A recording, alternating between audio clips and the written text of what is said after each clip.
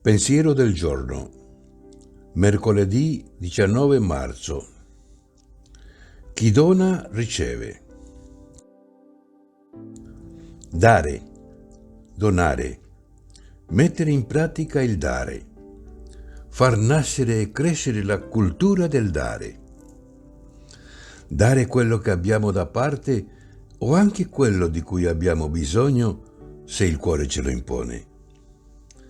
Dare a chi non ha, sapendo che questo modo di investire le nostre cose produce un interesse senza misura, perché il nostro dare apre le mani di Dio e Lui con la sua provvidenza ci riempie in modo sovrabbondante per poter dare ancora e continuare a ricevere e poter così soddisfare gli enormi bisogni di tante persone.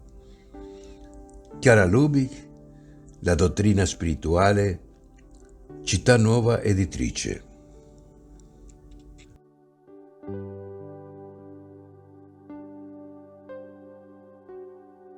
Parola di vita, marzo 2025.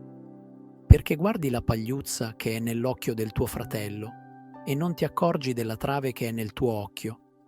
Luca 6,41.